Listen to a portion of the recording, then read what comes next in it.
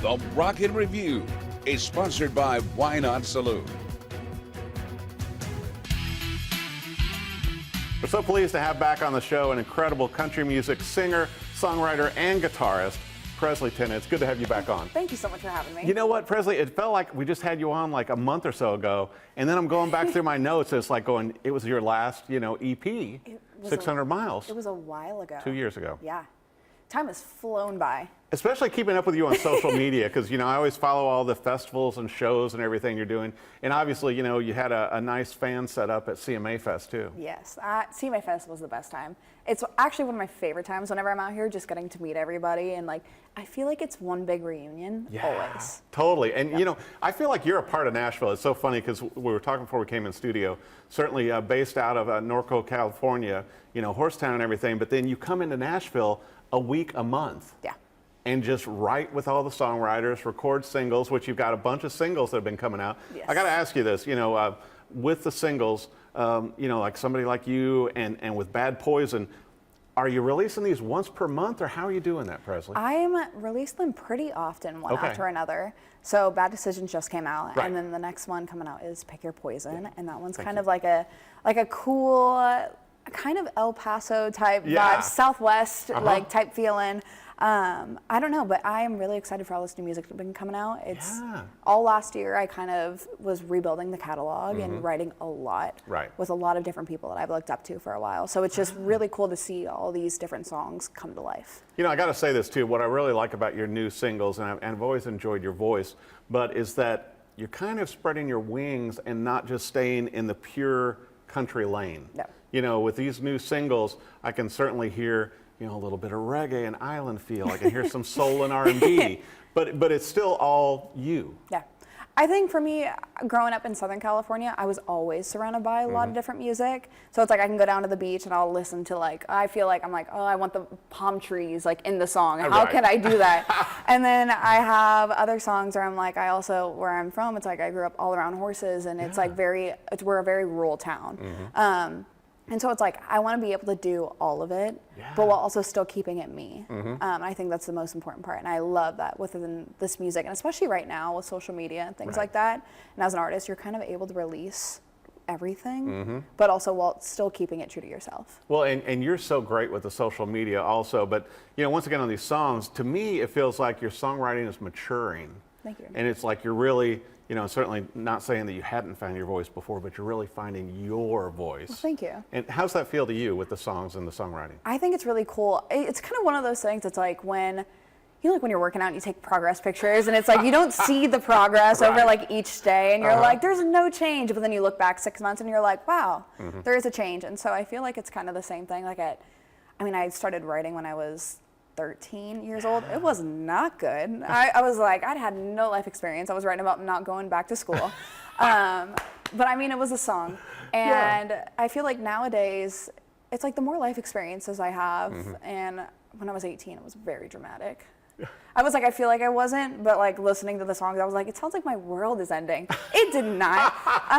But I don't know, the music nowadays, I feel like the more life experiences that I get and the more people I'm surrounded by, I'm able to pull a lot more inspiration. Totally. Well, I was going to bring up too, obviously growing up, as a young child in California, and, you played, some festivals and some kind of American Idol-ish voice kind of things there. You ended up in the 5 LPs, the 5 Little Princesses. Yes, I did. And it's like, and I did not know this until I was prepping for that. I'm going, this was the dirt you were talking about. How did I not know this? Yeah.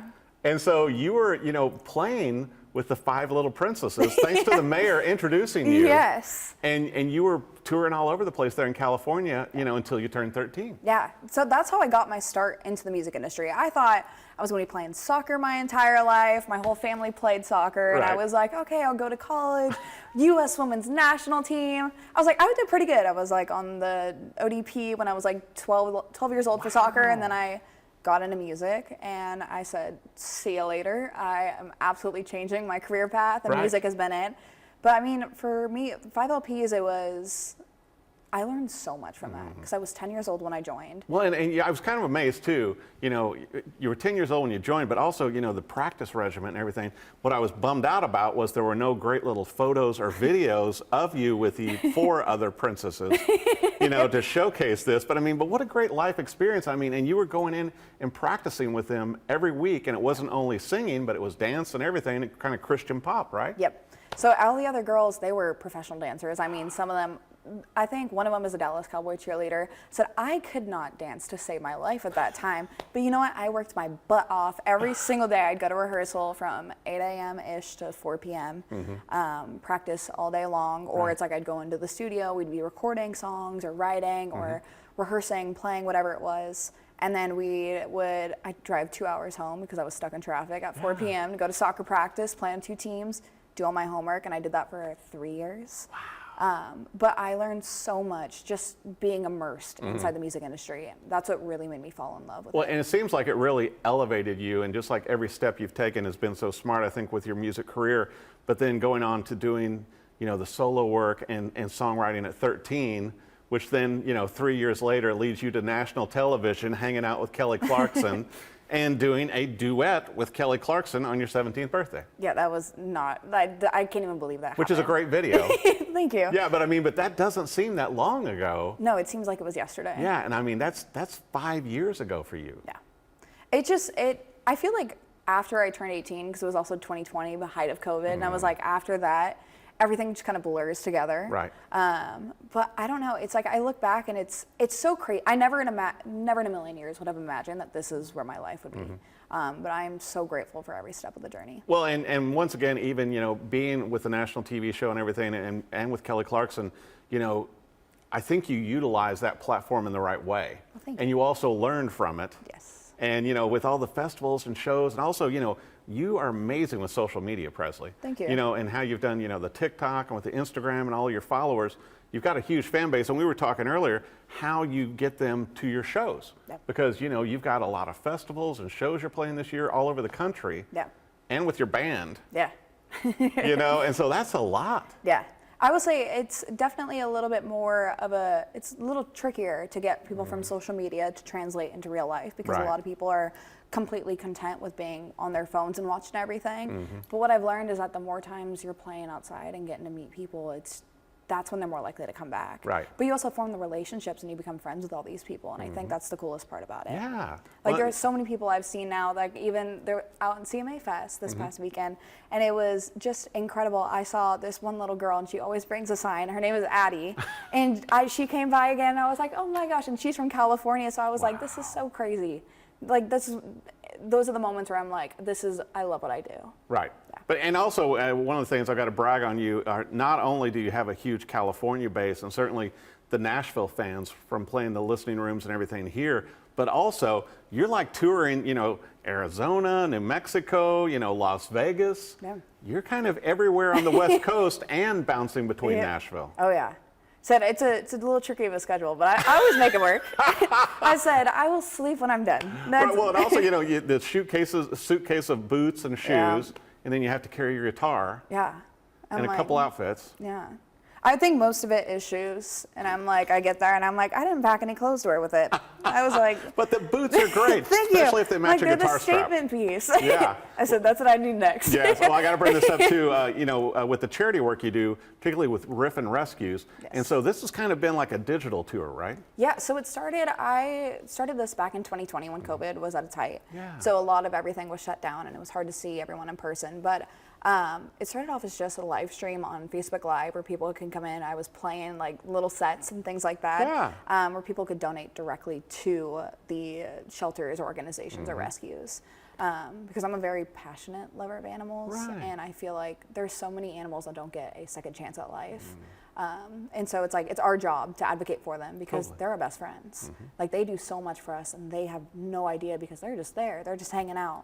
But they deserve a second chance at life and finding their forever loving home. So I feel like, and now because everything has been lifted, I've been going, when I'm out in Nashville, I go over to Nashville Humane a lot. And then when I'm back in California or when I'm on the road, I'll go stop at other rescues and organizations and just pop in, say hi, and get to see what they do so I can help spread the word. That's so incredible, and I know you stay involved with that. I don't know how you juggle it all. Between, here in Nashville a week every month, songwriting, recording in the studio, you've got a great team behind you, and it seems like things just keep getting bigger for you, particularly with these singles and with the music videos coming out. Well, thank you.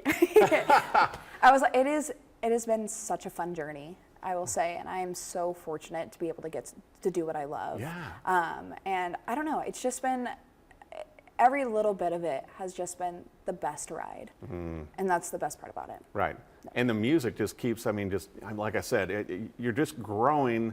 Your voice has always been incredible, but the songwriting to me is where I notice even more depth on these newest singles. Thank you. Yeah, to where they're just a fun listen. And if somebody is not totally country and they like a little more island, maybe a little more Jimmy Buffett feel, I would say. Exactly. You're bringing that now too. Yeah.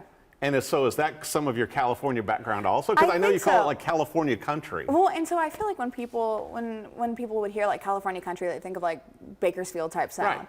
But I'm like, I think that for myself specifically, I wouldn't say for everybody, but because I'm in Southern California, I have the beach close to me. It's like I got the mountains, I got everything close to me, but it's how was I able to incorporate it all? And I don't know, something about summertime at the beach was always my favorite thing. And so I was like, I need one song that's just having fun, hanging out with the friends. Yeah. Maybe a few bad decisions are going to be made. And I feel like that usually happens maybe with some margaritas. Yeah. But and you got the right song for it. Exactly. To where I was it's like, that's what I wanted. Yeah. So, and then it happened, and I'm very excited. But then the music after that, Pick Your Poison, and then even the one afterwards, Love You With the Lights On. That's kind of like a different feel, and it's more of like the sultry, almost, I wouldn't say R&B, but a little R&B vibe. I like it. Thank you. I like the, listening to that track too, to where it's very soulful. Yeah. But it's like, but you've got all these different styles, but it's all still Presley Tennant. Yeah.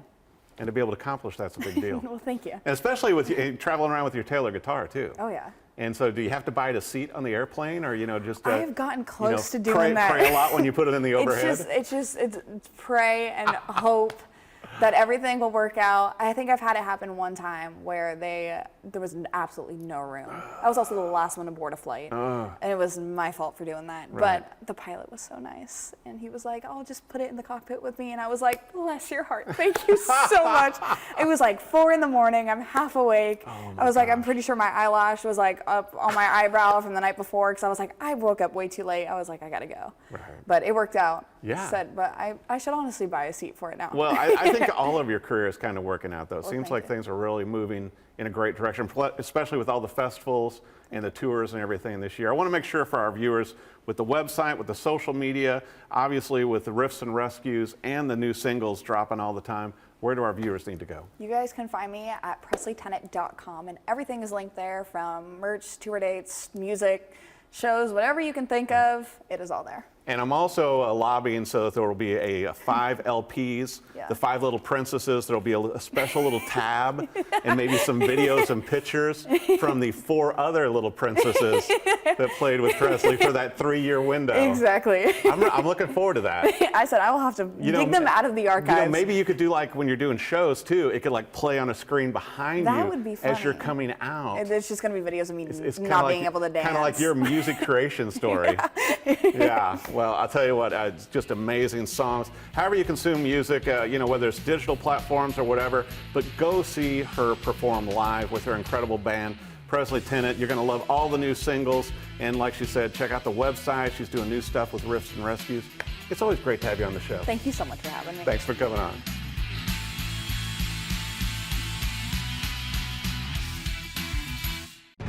The Rocket Review is sponsored by Why Not Saloon.